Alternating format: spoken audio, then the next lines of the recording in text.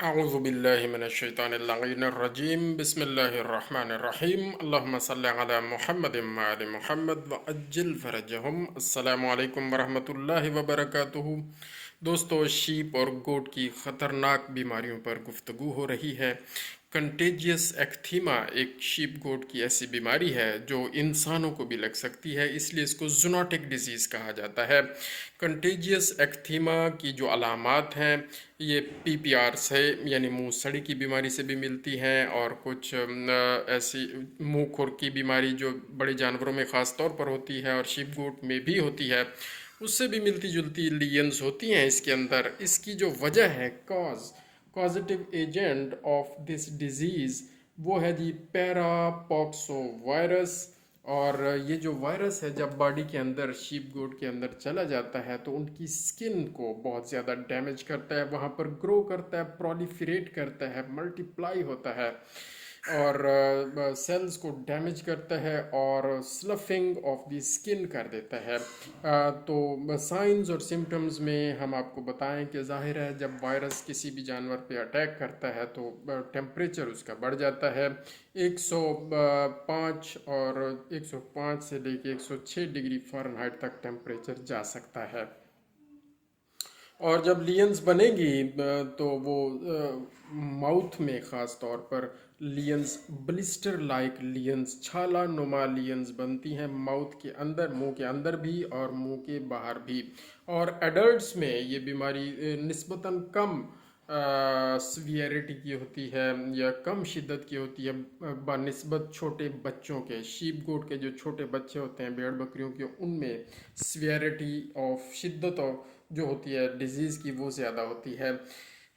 تو اس لیے جب بچوں میں خدا نخواستہ جب یہ وائرس آتا ہے تو ان کے منہ اندر سے بہت زیادہ پک جاتے ہیں اور وہ دودھ سکل نہیں کر سکتے، اور پھر وہ سٹارویشن کا شکار ہو جاتے ہیں اور بہت زیادہ کمزور ہو جاتے ہیں اور اینوریگزک کنڈیشن ہو جاتی ہے۔ اور بڑے جانور جو شیپ گوٹ بڑی ہوتی ہیں ان کے اندر بھی، منہ کے اندر بھی منہ کے باہر بھی چھالے بن سکتے ہیں اور بن جاتے ہیں۔ اور ایڈوانس سٹیجز جب ہوتی ہیں تو ٹیٹس یعنی تھنوں کے باہر ارد گرد بھی چھالے بلسٹرز بنتے ہیں، اڈر کے اوپر بھی بنتے ہیں، اور ہووز کے اوپر جو کورونری بینڈ ہوتا ہے، کورونری ریجن ہوتا ہے، وہاں پر چھالے بنتے ہیں اور ان کی وجہ سے لیمنس کا مرض ہو جاتا ہے۔ اور جب ٹیٹس پر چھالے بن جائیں گے تو پھر میسٹائٹس کا خطرہ ہوگا اور میسٹائٹس ہو جاتا ہے شیپ اور گوٹ میں۔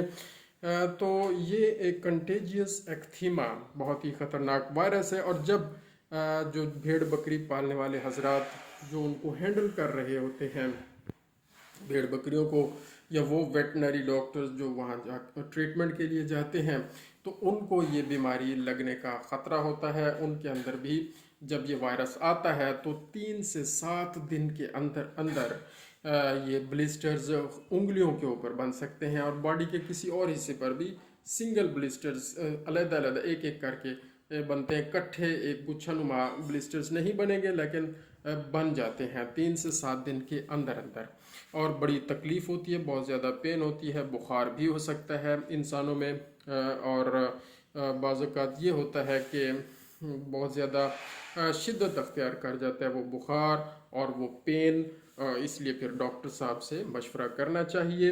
اور اس کا جو کیا کہتے ہیں کہ ریکوری پیریڈ ہے انسانوں میں، جب انسانوں کو یہ وائرس متاثر کرتا ہے تو وہ 3 سے 6 ہفتے لگ جاتے ہیں انسانوں کو ریکور ہونے میں۔ تو جانوروں میں بھی یہ موربیڈیٹی ریٹ یعنی افیکشن 100% اینیملز جو ہوتے ہیں وہ افیکٹڈ ہوتے ہیں اس وائرس سے، اور خیر اموات بہت ریئر ہیں، کم ہوتی ہیں، پروڈکشن لاسز آپ کہہ لیں بہت زیادہ ہیں۔ تو یہ ہے جی کنٹیجیس ایکتھیما۔ کنٹرول کیسے ہوگا؟ اس کا جو سپریڈ ہے اس کو روکنا پڑے گا وائرس، کیونکہ جو کیریئر اینیملز بن جاتے ہیں جن کے اندر یہ وائرس آ جاتا ہے، اور اپیرنٹلی اگر ہیلدی بھی ہوں جانور شیپ گوٹ، تو اس کے اندر اگر لیس اماؤنٹ میں وہ وائرس موجود ہے اور وہ کیریئر ہے تو وہ شیڈ کرے گا، وہ جانور شیڈ کرے گا فیسز کے ذریعے بھی اور اپنی منہ کی رطوبت کے ذریعے بھی اور ملک کے ذریعے بھی وائرس شیڈ ہو سکتا ہے۔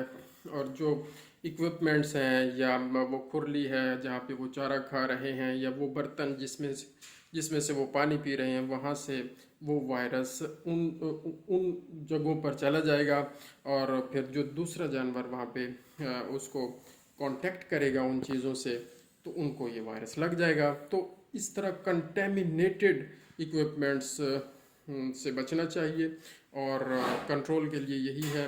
और ज़ूनोटिक इम्पोर्टेंस इसकी यही है आपके सामने। ग्लव्स का इस्तेमाल करें, और मास्क अगर इस्तेमाल करें तो बहुत बेहतर है। और जब भी जानवरों से डील करें, उनसे मतलब उनसे कांटेक्ट करें, तो उसके फ़ौरन बाद अच्छे एंटीसेप्टिक सोप से हाथ धोएं, और एक दफ़ा नहीं, दो दो तीन तीन दफ़ा धोएं। तो हाइजेनिक मेजर्स बहुत ज़रूरी होती हैं किसी भी बीमारी का जो होता है अटैक, उससे बचने के लिए, आउटब्रेक से बचने के लिए। जज़ाकल्लाहु खैरा। अल्लाह ताला हमारी ये कोशिश कबूल व मकबूल फरमाए। आमीन बिजाहिन नबील करीम व चहार द मासूमीन। अल्लाहुम्मा सल्ली अला मुहम्मद व आलि मुहम्मद व अज्जिल फरजहुम।